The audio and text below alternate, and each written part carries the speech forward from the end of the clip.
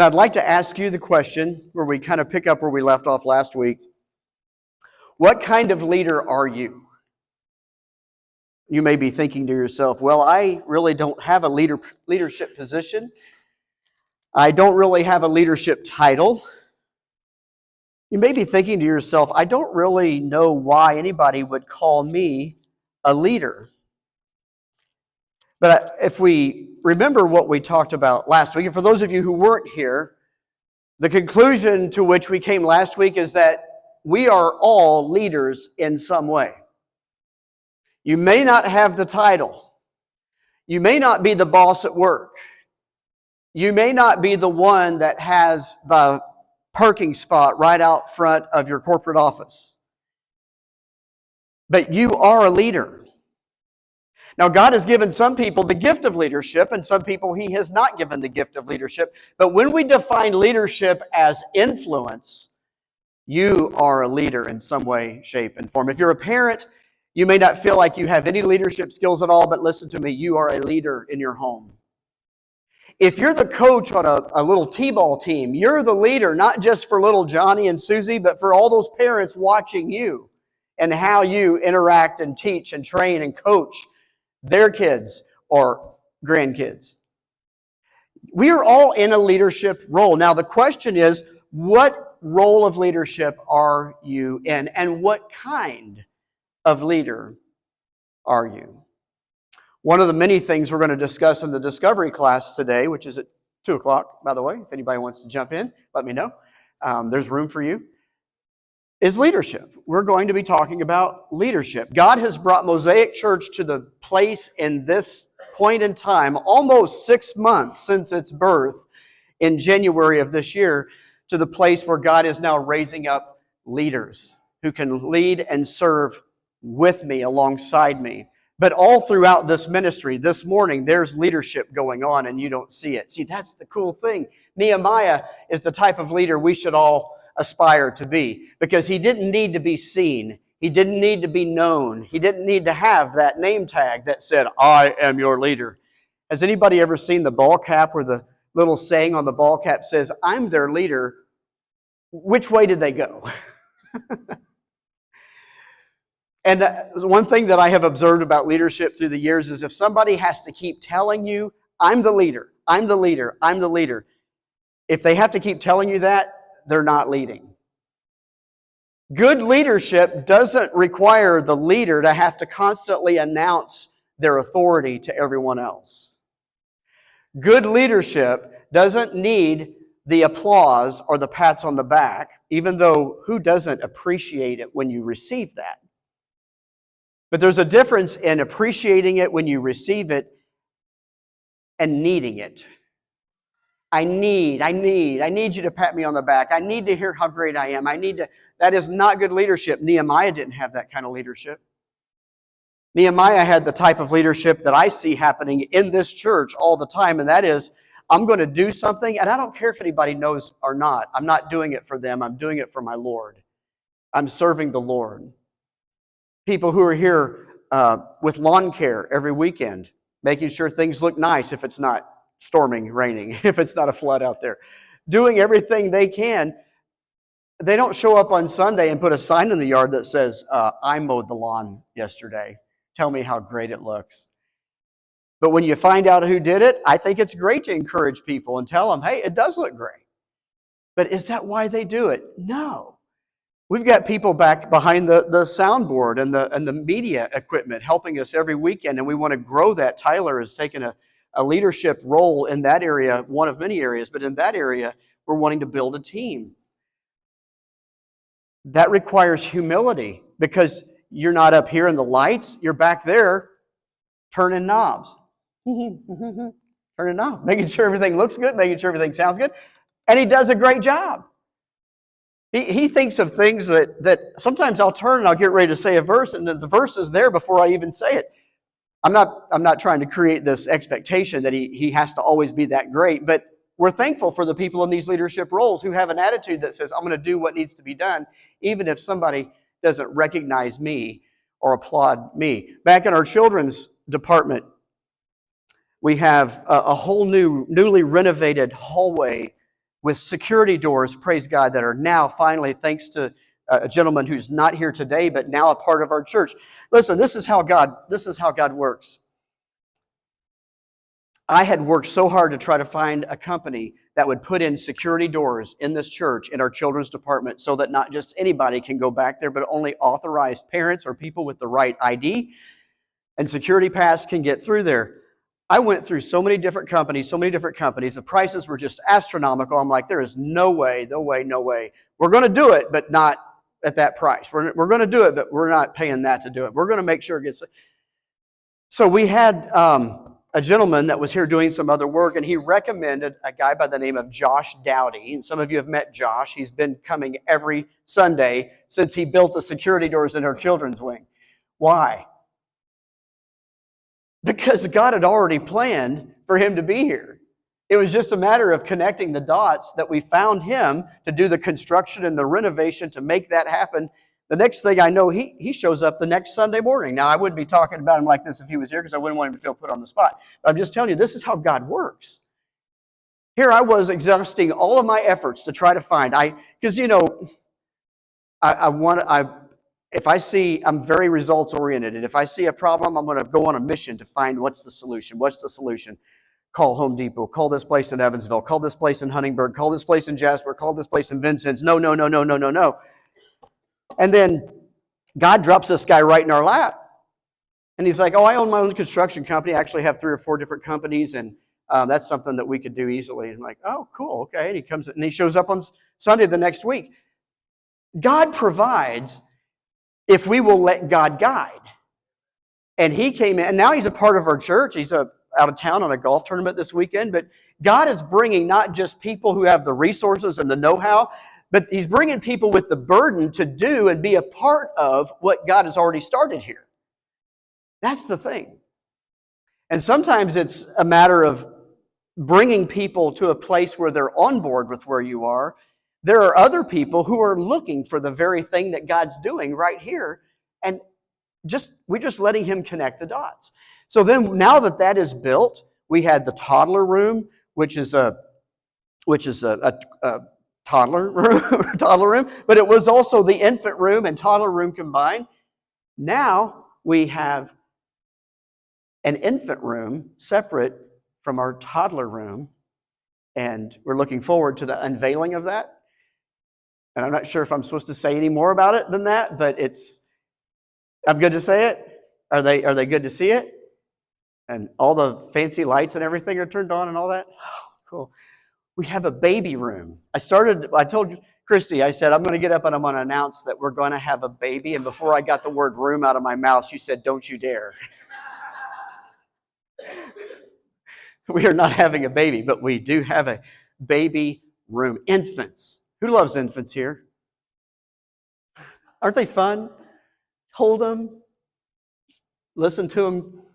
And what's great about serving in that department is when they're upset, you get on the little walkie-talkie and you call the lady at the desk and you say, you need you to page mom. And they're not yours. You know, at the end of Sunday, it's like they go home with their parents, but while I'm here, I get to love on them. We have people who are serving. We have people who are leading. Mercy's Closet, children's ministry, student ministry. God is building leaders in his church because he's brought us to the place, additional deacons serving alongside me and my leadership with Christy. Nehemiah had that style of leadership. So when we opened up the book of Nehemiah several months ago and looked at it, some of you were here, most of you were not. We looked at his model of leadership and how in the world did he build an 8-foot wide wall, 40 feet high in the air, 2.5 miles long, in 52 days.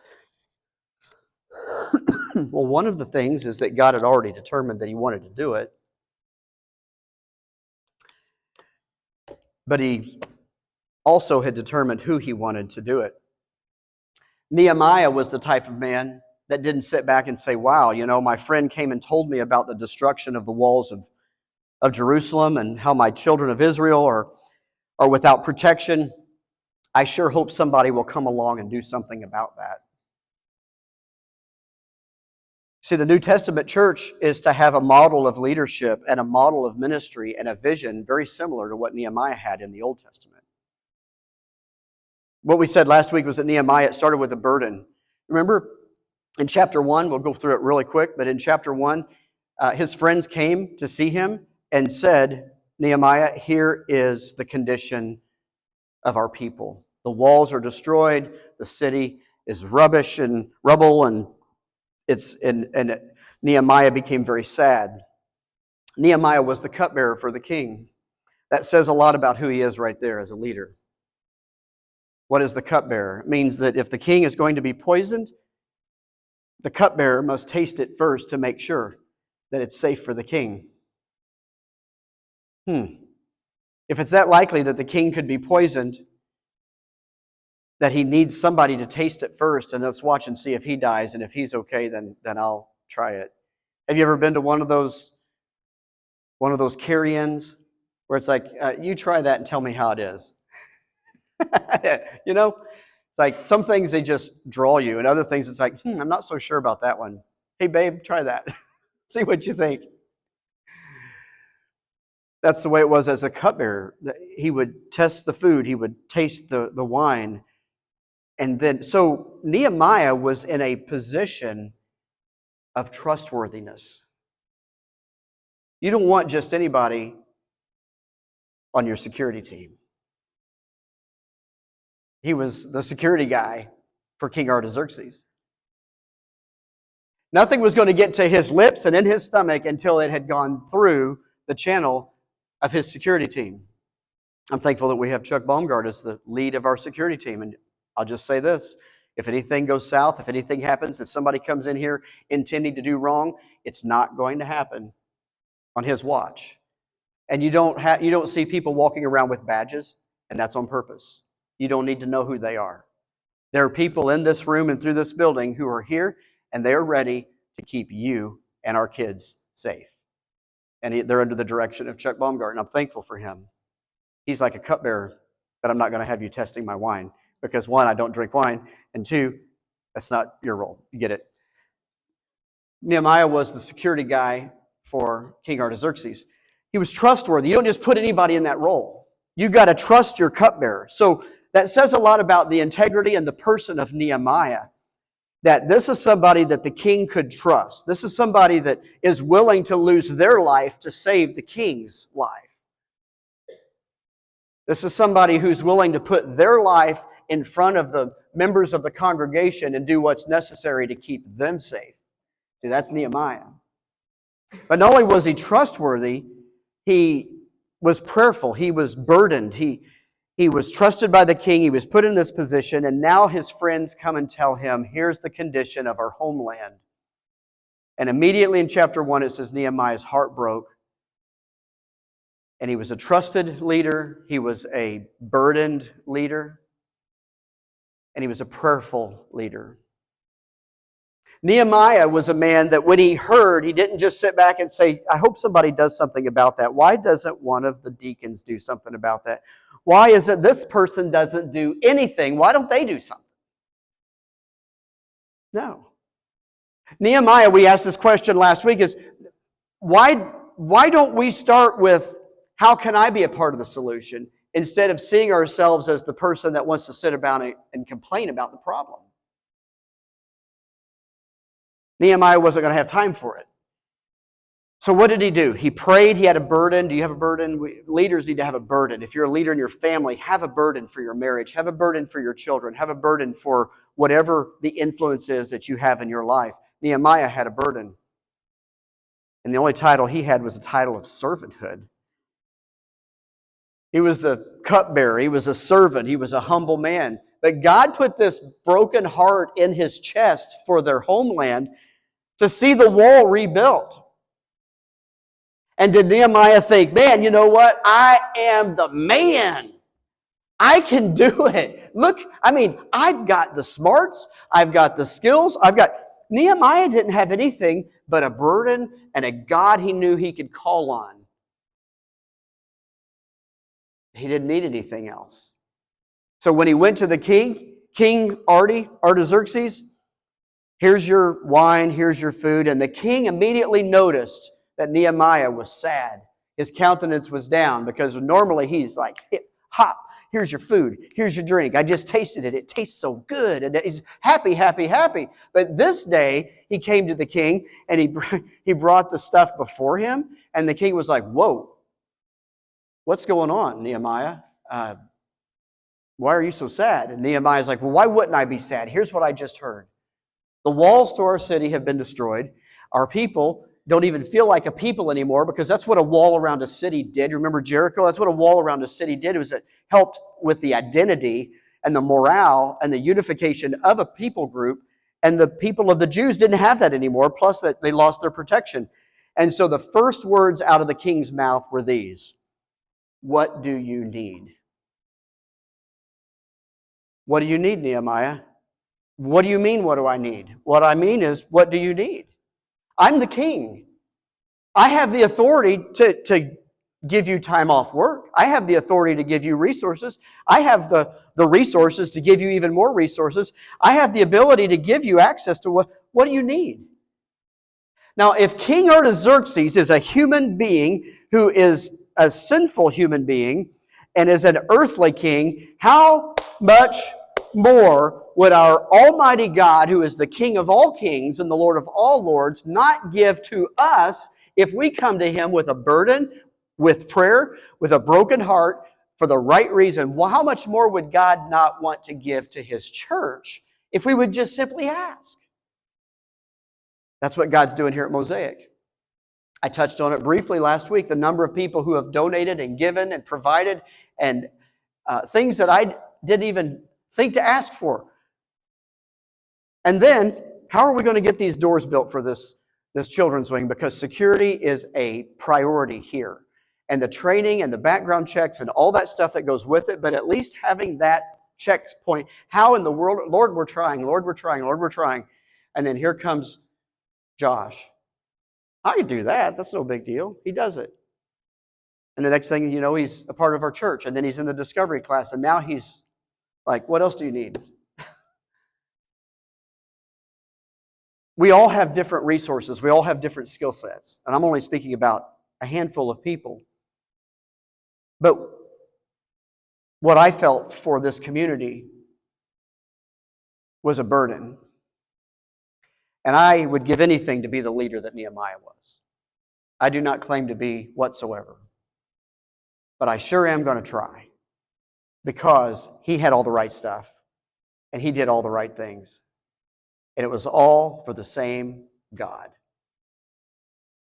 And I would encourage you in your leadership roles and your areas of influence in your life to do the same thing. But for me, in the role that He's called me in, it's this house. In this house, I want to follow the model of Nehemiah. And we set that out several months ago. Just a few of you were here when we did that. And now I want everybody to be a part of it. And as the weeks unfold, the next couple of weeks, we're going to even sharpen the focus tighter on what leadership looks like at Mosaic. What we're talking now about what it should look like, but in detail, what it looks like.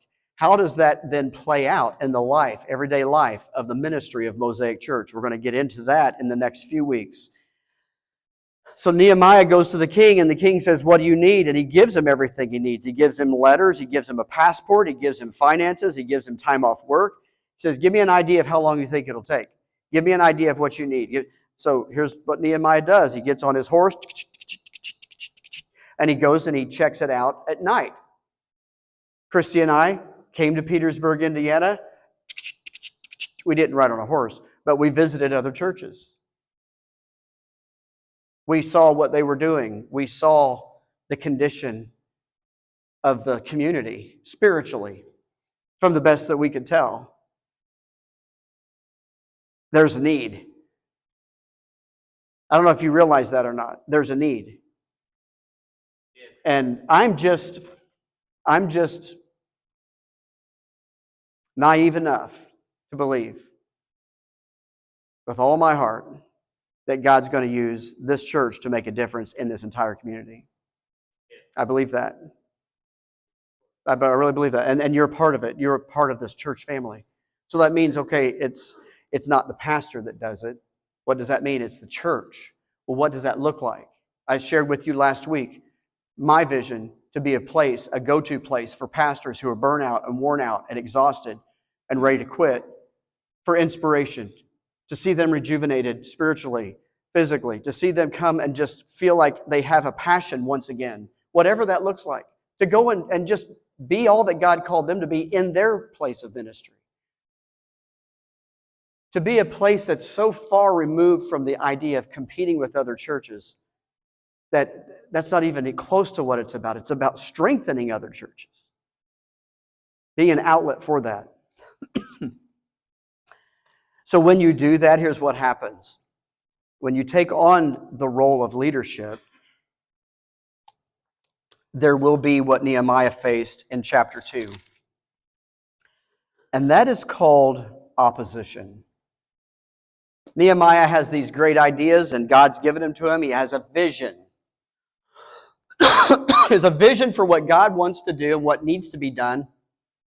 And you'll know a leader in this way. When they see that something needs to be done, God will birth within them a vision to see it done, and they will be the first one to say, how can I be a part of making this happen? And it's not just that it needs to happen, it's that it needs to happen now. There is no time to sit and talk about it week after week after week, church meetings after church meetings after church meetings. Let's sit and take a vote. Let's take a vote. We can't do it because, we didn't have a quorum. There's no time in this world, but especially in this community, to sit and play patty cake with church politics and worry about bylaws and church constitution. It's time for action. See, leadership is influence and it's action. So I don't think there's a single church in our community that would not agree that something needs to be done. But who's going to be the ones? Who are the people in which church are going to be the ones who are willing to say, I'll be the Nehemiah. I'll be a part of that. So Nehemiah had opposition. Why did he have opposition? Because of his plan. What was his plan? His plan, wasn't it right down here last week that Nehemiah started building his wall? Wasn't it right here? He started right here. He went around the city, and whoever lived right here, they were responsible for building that part of the wall. And whoever lived right over here in this part around the city were responsible for rebuilding that part of the wall. And what you start to see is that it's a picture of the New Testament church. That everybody who wanted to see the wall built had a role to play. Whoever lived here, there's a watchtower that needs to be put right here, and then here's a gate that needs to be put. Whoever lives right here, you guys always sit in the same place, don't you? Because I think it was Maddie and Chuck and Randy and Hunter built the gate over here. Don't go anywhere because we got to get that gate built. All the way around the city, 2.5 miles. Now here's the thing. Nehemiah couldn't build it, so what did he do? He marched around the city, he saw what needed to be done, and he started sharing his burden, obviously, with other people. They lived there, they knew they needed the walls. Why wouldn't they want them?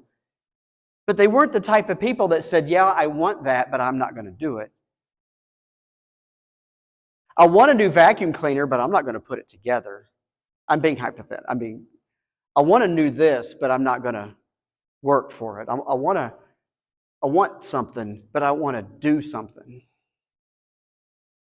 Consumer versus contributor. I'm willing to do. So what happens is, Maddie that's building this part of the wall right over here, Maddie can't build the wall either. So what happens? Maddie needs people under her to build. And Chuck needs people under him to build. Just because he lives here, he can't build this thing by himself. So now it's his responsibility to recruit people to help him build that part of the wall. It's Maddie's responsibility to recruit people and to train people to help her build that part of the wall. And then it's Randy's responsibility to recruit people to help him build this part, and Hunter to recruit people to help. And that right there is, in a nutshell, a very general sense, what the leadership of Mosaic Church looks like. Because in every ministry, we have a leader. Lawn care, security, children's ministry, nursery, Mercy's Closet, on and on. But that one person can't do their ministry by themselves. Megan just had a baby. She's our ladder climber. That's what we call our leaders. We'll explain that more in the next few weeks. She's the ladder climber for our nursery ministry. She just had a baby herself, so she can't be here. But she has a team of people who are building the wall and protecting the wall while she can't be here. When Jim Stevens is sick or has to work and he can't be here, Jim cannot cut this entire property of lawn every weekend by himself. So Jim is building that wall and he's protecting that wall and he's making sure that wall, that part of the wall, see, it's all connected.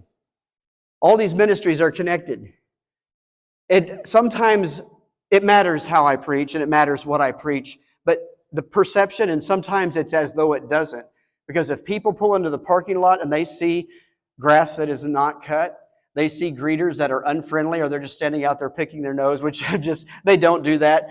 We have the class act out there and the class act lawn care, but I'm totally being hypothetical that if somebody pulled in and they saw all this stuff going on, by the time I preach, they've already decided, man, this place is whack. So we need that first impression team to be on top of it the minute people pull into the parking lot. The guests who walk up to the check-in desk, so that by the time we get to what really matters, see, the wall is connected to another part of the wall, it's connected to another part of the wall, and it starts with the first impression as soon as people pull into the parking lot, building that wall all the way down to the preaching of the word. And each ministry has a key leader. And I, as the king did with Nehemiah, trust them, or they wouldn't be in that spot. And we've had people in those roles before, and sometimes I hear people say, well, you can't fire a volunteer. Well, yes, you can. I have. We do. If you're not benefiting and helping with the right heart and the right attitude, you're in the wrong seat on the bus. We want you on the bus, but you may not be in the right seat. A vacancy in an area is not desired, but it is so much better than the wrong person being in that seat. And so leadership requires, hey, Maddie, I think you'd be better off working on this part of the wall right here. And Chuck, would you mind to move right over here? Leadership is service. And service, if you're leading, you're being led. And all of our leaders are leading people, but they're also being led. And who's the boss around here? The vision is the boss. God gave the vision. And the vision is for the church. It's not just a bunch of random ideas we got out of a book. We did get it out of a book, but it's Nehemiah. And God has given the vision to see a bigger impact in this community than what you and I can even really see in our mind right now. That is exactly what I believe God's going to do. Is mind-blowing ministry that will ultimately transform the spiritual climate of our community. It all starts with building a ministry. We can't give what we don't have. We can't take people where we've never been. And so now is the time to go to Jerusalem and say, okay, which part of the wall am I going to be a part of building? Which leader am I going to serve under in the ministry of Mosaic Church? As we see God built the wall. There's no human way that in 52 days, one man with an idea of how to do it can make. God gave them the strength, He gave them the ability, He gave them the resources. God's giving you the strength, He's giving you the ability, and He's giving this body the resources. When we don't even know where to go or how to ask, He brings them right through the door and says, I can take care of that. He's doing it. Do you see it? He's doing it. So now we want to make sure that we are a part of it in the way that He wants us to be a part of it. So in chapter 2, Nehemiah had opposition. There's a man named Sanballat. As they're building the wall, Sanballat and his buddy Tobiah started ridiculing Nehemiah and his builders while they were on the wall. taunting them, trying to get them to stop building. Sanballat is listed, his name is listed in chapter 2. And he was the governor of Samaria. He was a known enemy of the Jews. Tobiah was an Ammonite who was an official who stole from their temple storehouses. So Tobiah, who's criticizing Nehemiah and his team and the Jews for rebuilding the wall, he's one who's been stealing from their own temple, from their bank account, from their storehouses. And Sanballat is a leader in Samaria and hates the Jews. And as they're building the wall, they threaten to kill them. They threaten to tear down their wall. They had all kinds of insults, and they were laughing at them and mocking them, to the point where the Jews actually had to have on one shoulder their protection while they had tools in the other hand. A bow on one shoulder and a hammer in the other hand, because they had to constantly be defending themselves while they were building. Take a look with me at chapter 4, Nehemiah. Chapter 4 and verse 1, it says, "But so it happened when Sanballat heard that we were rebuilding the wall, that he was furious and very indignant and mocked the Jews. And he spoke before his brethren and the army of Samaria and said, 'What are these feeble Jews doing? What are these idiots up to now? Will they fortify themselves? Will they offer sacrifices? Will they complete it in a day?'" Look at these little Jews up there trying to build this wall. What in the world are they thinking?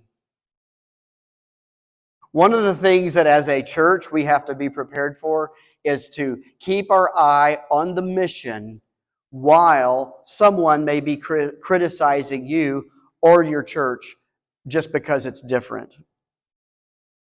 Sanballat said, "Will they revive the stones from the heaps of rubbish, stones that are burned?" Now Tobiah the Ammonite was beside him, and he said, now get this, Tobiah and Sanballat, one was an Ammonite, one was the leader of Samaria, but they were together. When somebody has a critical spirit, it seems like it draws other people with a critical spirit close to them.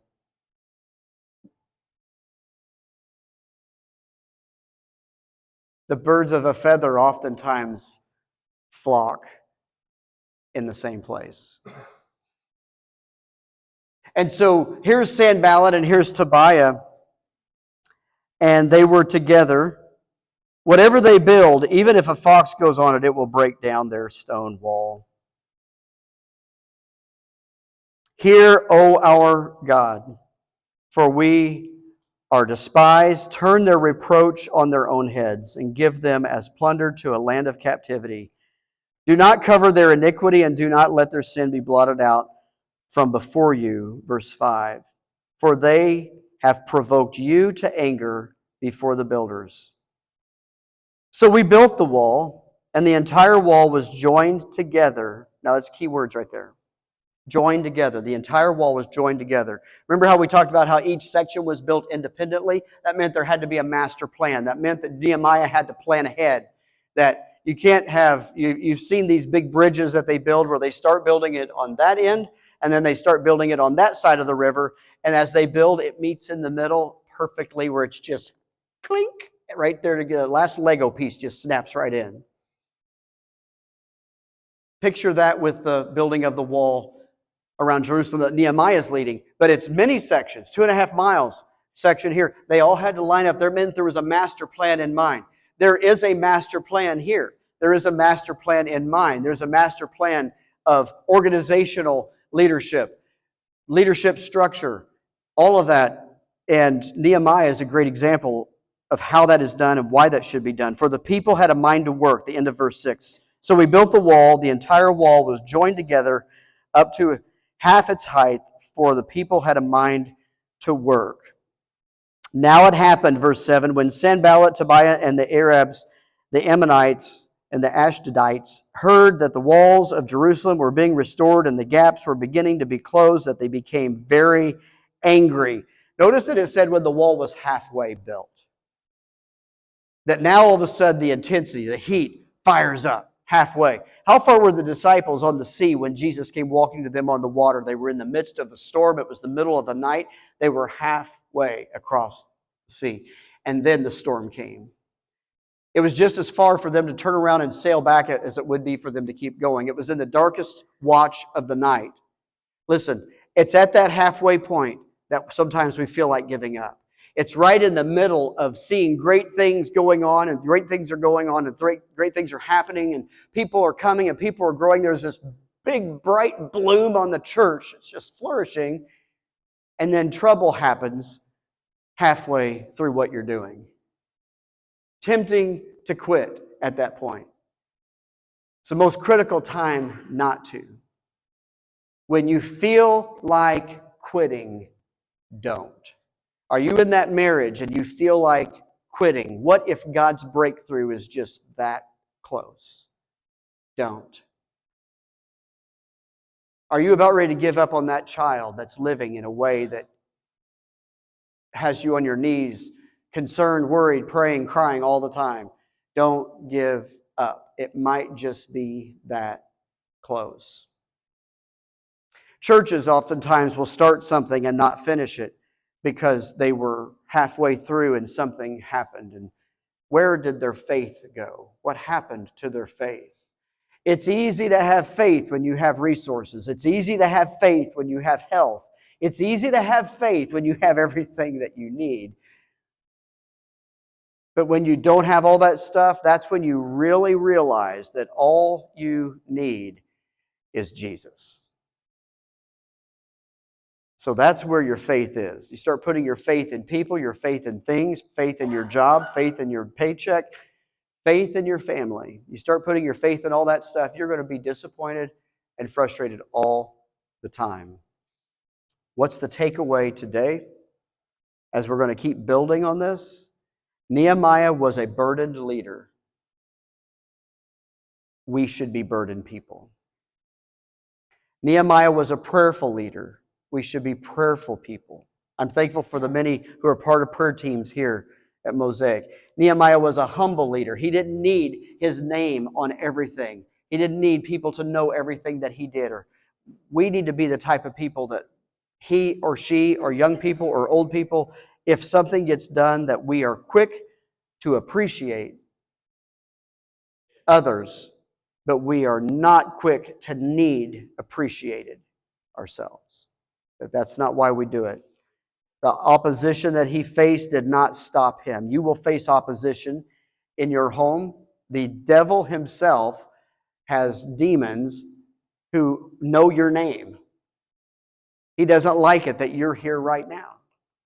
He doesn't like it that your children are back there learning about Jesus right now. He's going to do whatever he can to attack you in your life. All this stuff is important.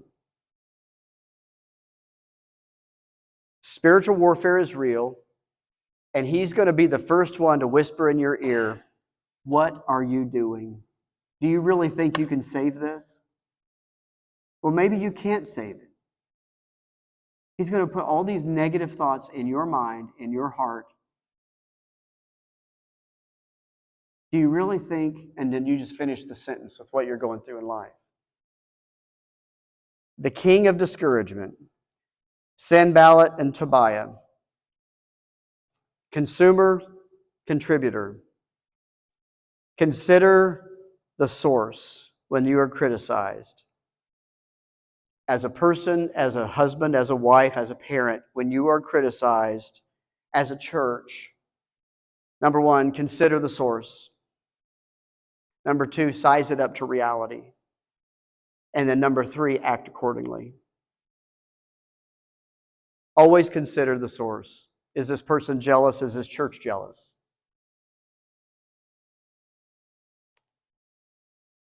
As a leader, and you are one, have a burden, be prayerful, and be willing to say, I am going to assume that it's my responsibility to be a part of the solution. Now, here's the thing. At the end of the day, if you've done all of that and it has not made a difference, God is still going to bless you because you did only what you could do. You're not responsible for that other person. Even if it's your own kid, if it's your parent, or if it's your spouse, you are not responsible for them. You're responsible for you. I'm responsible for me. And as leaders, we are responsible for what we do with what we have been given. And when God sees that He can trust us with a little, guess what He does? He trusts us with more. And that is the favor of God on this people right here.